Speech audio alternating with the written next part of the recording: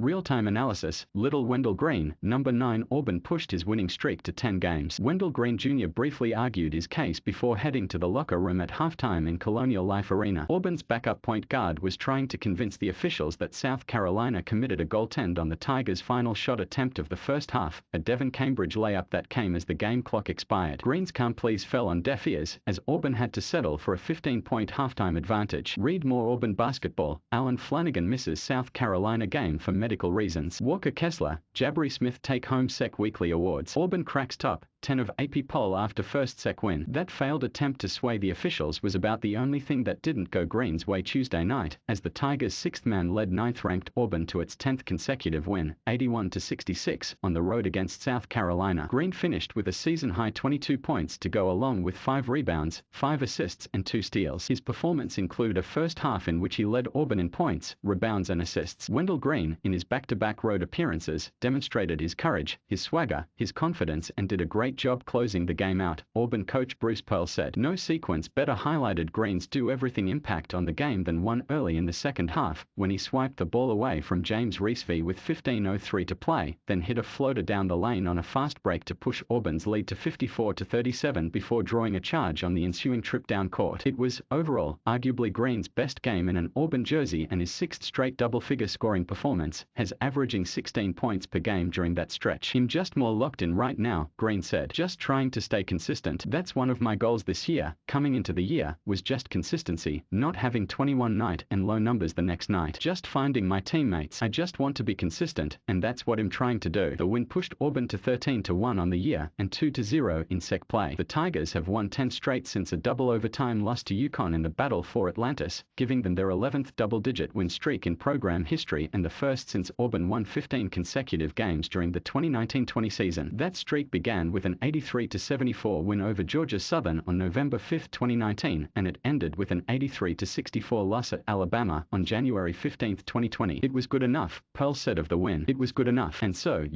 on a night when we didn't really put up, big numbers, we were able to really guard them in the first half and turn them over 20 times. Didn't get destroyed on the boards, which you've got to do against South Carolina." Here are AL.com's key takeaways from Auburn's 10th straight win. Auburn didn't flinch in the face of some adversity. Not everything came easy for Auburn against South Carolina. Shortly before tip, the team announced that preseason All-SEC guard Atlantis Flanigan, who recently returned from a preseason Achilles injury, was ruled out due to medical reasons.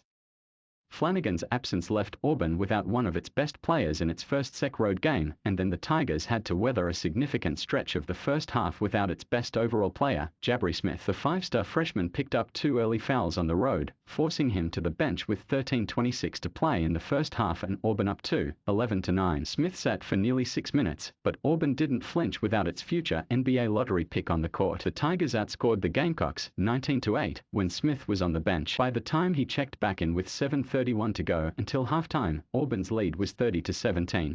"It's what we always talk about. We have several guys who can go for however many points every night," Green said. "It's not just one guy that we're relying on. Our depth is crazy. We've got 11 guys who can do it. I feel like that's what makes this something special." Smith had just 3 points and an assist in 9 first-half minutes, and he finished with 10 points, as his streak of consecutive games in double-figure scoring was extended to 11 in a row. Despite his off night, by his standards, Smith still impacted Auburn's win. Auburn led by as many as 21 in the second half, but South Carolina cut that deficit to single digits with 6:44 to play. "Well, you knew South Carolina was going to come back," Pearl said. "We had too many turnovers and some bad offensive execution. We went cold, but part of it was we turned it over. They scored and came off some 3-point shooters. We got beat with some rebounding, and that contributed to that really good run South Carolina made in the second half." The Gamecocks didn't get any closer, though, with Smith knocking down a jumper with 5:10 left in the game to end a 7-minute, 4-second stretch for the Tigers without a made field goal. Auburn maintained that double-figure lead for the remainder of the night while easing to its second straight 15-point win to open SEC play. Auburn continues to flex its depth. Without Flanigan and with Smith saddled with foul trouble, Auburn's depth shined through against South Carolina. The Tigers got 40 points off the bench Tuesday, which was their third most of the season and their most in an SEC game since getting 43 off the bench in a win against LSU during the 2016-17 season. "Our depth was a factor," Pearl said. "Not having having Alan Flanigan could have been a factor tonight because of his experience, his physicality, his toughness. Those are things you have to have here at South Carolina. Green, of course, led the charge as Auburn's bench outscored South Carolina's by 29 points. Just knowing that we needed some more energy off the bench, coming into a road game, trying to bring as much energy as possible, that's just kind of what I had in my mind today, Green said. Jalen Williams added 6 points off the bench, including a monster dunk and posterization of a South Carolina defender in the first half, while Chris Moore and Dylan Cardwell had 5 apiece. Laya Berman rounded out the bench scoring with 2 points. Auburn is now 12-0 on the year when its bench outscores that of its opponents. Auburn's bench nearly matched the output of its starters Tuesday night, 41-40, as the bench accounted for 49.4% of the Tigers' points against the Gamecocks. That's the largest percentage of scoring for Auburn's bench in a game this year. It was vital, Pearl said of the bench. I thought all those guys. Dylan was terrific. Chris Moore had great moments. Jalen had great moments. Laya was solid again. And so, of course, Wendell sort of pads those stats a little bit. But Wendell has handled the change in the rotation. Rather than starting games, has finishing games, and I think he'd rather be out there at the end than the beginning. Walker Kessler keeps it rolling. How did Walker Kessler follow up the second triple-double in Auburn history? With a double-double in his first SEC road game, Auburn's starting center had 12 points, 10 rebounds and 4 blocks against South Carolina. It was Kessler's second straight game with a double-double and his 5th overall on the season. Tuesday also marked Kessler's 9th game with at least 4 blocks and his 5th in a row. The UNC transfer has now scored in double figures in 5 straight games and is averaging 14.8 points, 8.8 rebounds and 6.2 blocks per game during that stretch. Tom Green is an Auburn beat reporter for Alabama Media Group. Follow him on Twitter at Thomas_Verde.